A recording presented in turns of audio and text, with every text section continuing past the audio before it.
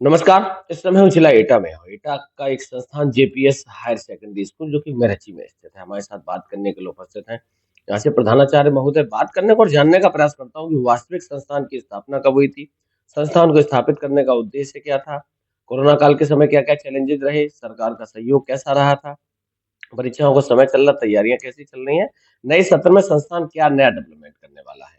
Sir, सबसे पहले तो आपका स्वागत है। नमस्कार जी, थैंक यू। संस्थान की स्थापना कब हुई? तो ये लगभग लॉकडाउन से 1 साल पहले का हमने सेशन शुरू किया था इसका। और जब सेशन शुरू हुआ उसके जस्ट बाद ही लॉकडाउन लग गया, तो थोड़ी समस्या हमारे पास, बहुत सारी समस्या आई।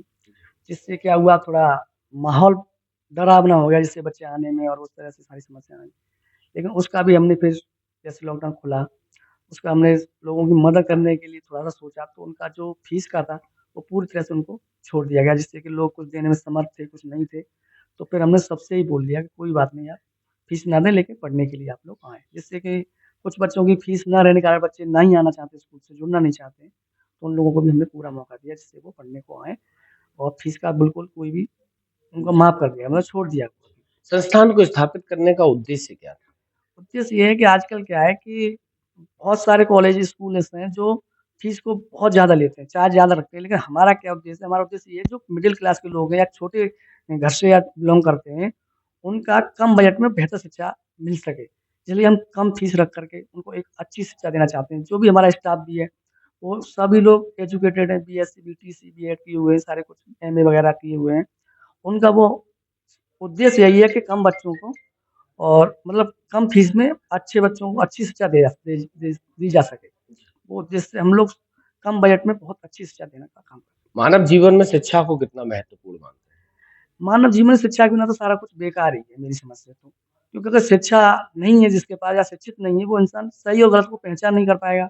साथ-साथ वो दूसरों को भी नहीं आगे बढ़ा पाएगा, अपने घर परिवार को या समाज को लेके आगे बढ़ेगा ही नहीं कभी, वो पिछड़ता ही जाएगा।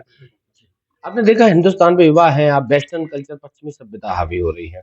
भारतीय संस्कृति को बच्चे भूल रहे हैं, तो उस परिवेश में क्या प्रयास कर रही है संस्था? नहीं, अपनी भारतीय जो संस्कृति है उसे तो हमें कभी भी भूलना ही नहीं चाहिए।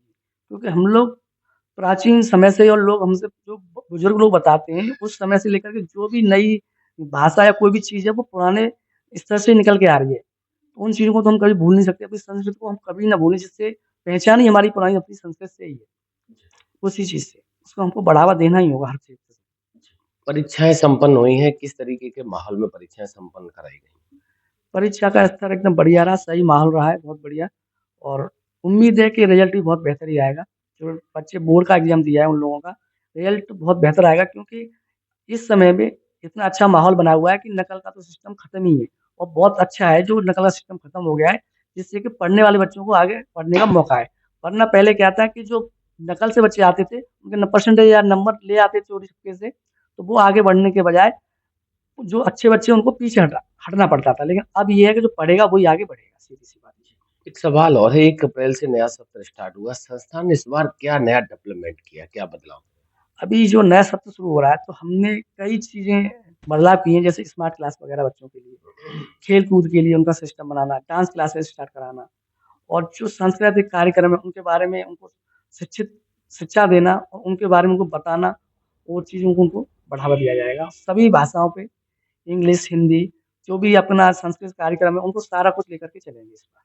आखिरी सवाल आपसे है, जो बच्चे आपके साथ, जो पेरेंट्स आपके साथ जुड़े हैं, नए सत्र में नए लोग जो आपके साथ जुड़ना चाह रहे हैं, उनसे क्या कहना है? नए सत्र में जो भी जुड़ना चाहते हैं, उनसे हमारा यही है कि एक बार देखो होता क्या है कि कई सारे स्कूल कई वो हैं, वो लोग प्रलोभन देते हैं, लोगों को लालच देते हैं कि इस तरह से फ्री है, या मतलब कहीं-कहीं क्या है कि चार्ज बहुत ज़्यादा है। लेकिन हमारे यहाँ क्या है, आप पहले आओ और देखो व्यवस्थाएँ हैं या नहीं है, टीचर शिक्षित है या नहीं है, स्कूल की मान्यता है या नहीं है।